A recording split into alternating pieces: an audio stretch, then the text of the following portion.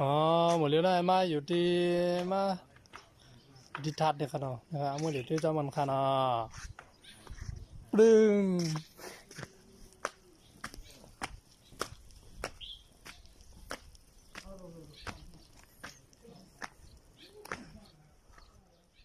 เรียกว่าอยู่ที่ทัดตาคิดเล็กนะครับทางขึ้นมันลงตั้งแต่บนขึ้นมาค่ะเนาะนะครับนี่จะเป็นทัดนะครับเนาะนะครับ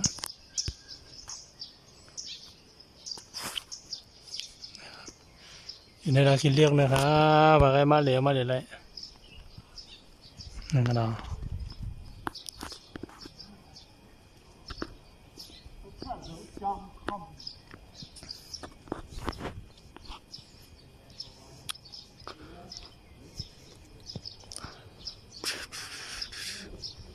มาเลยไว้พลา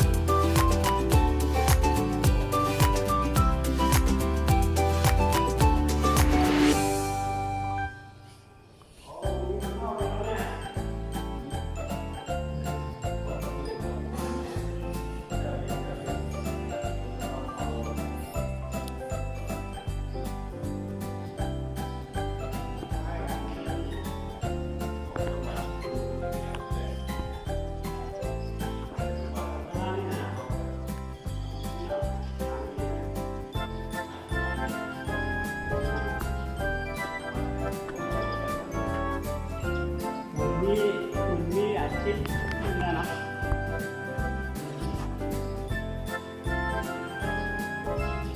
เจ้ากันนี่นะเรียนอินเดียเจออีสานอ่ะใช่เจ้าอย่าง นี่หางนกยุงเลยเนาะ ที่อินเดีย นกหางสาเนาะ เป็นนกยุงคำนั่นน่ะ นกหางสา ไม่น้องนกยุงอ่ะในสงครามเนี่ยก็เป็นน้ำหมอติบนะครับเนี่ยนะครับได้เป็นน้ำหมอติบครับนะครับเขาแล้วเดี๋ยวขึ้นมือขึ้นยาวเนี่ยมือได้มากินน้ำหมอติบนะครับว่านะขึ้นร้อยเอาครับนะครับเดี๋ยวได้มานะครับฮัลโหลข้าวเย็นดีนะครับเนี่ยนี่ห้างมีหมัก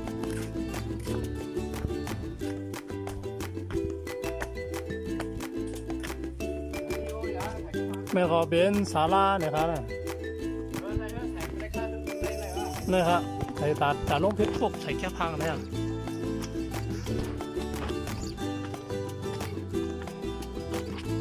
นี่ครับเนี่ยในมาเหลียวของมูลเนี่ย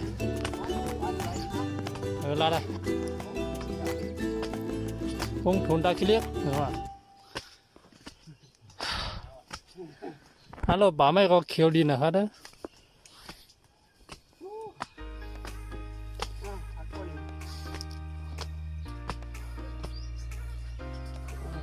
ก็บุญมีอะไรบ้าง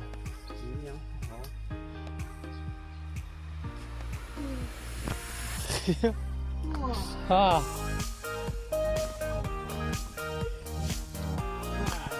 กองมูบุญทุนตาคิเล็กอะ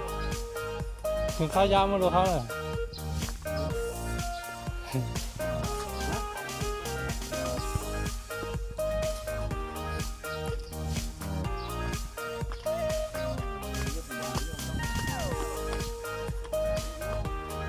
มากขึ้นดีหน่อยนะครับ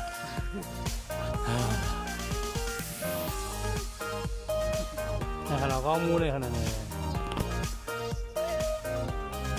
เยอะมาก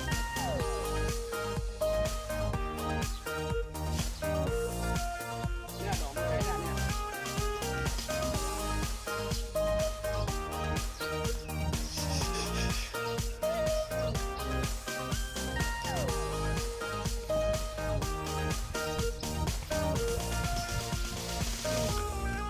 เลยได้เป็นศาลาที่บนเขาสีมาเนี่ย ร้านที่ไหนตีอย่างว่าโกงจุ่มไหม อ๋อเนี่ยนะครับได้เป็นหอเจ้าคูว่าวุ้นจุ่มครับวันนี้เนี่ยครับมาสั่งไว้ตั้งคืนก็ให้หนึ่งอะคืนร้อยคืนไม้นั่นนะ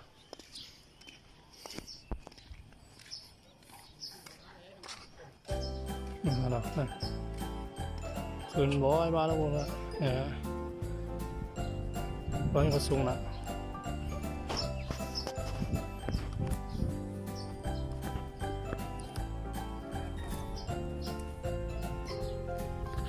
ร้อยก็ตั้งนะตั้งนะเนี่ยนะ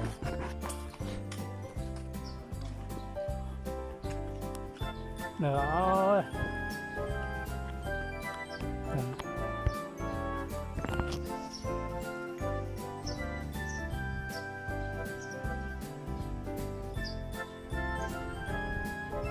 กองมู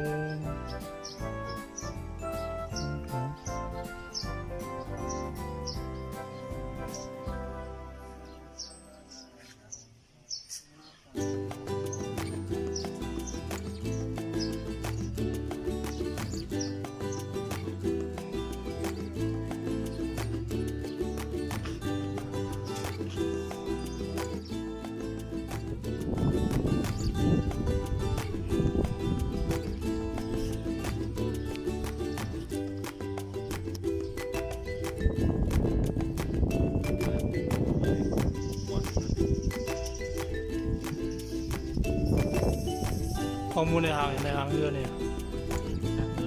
สป๊อปก็มันอ่ะ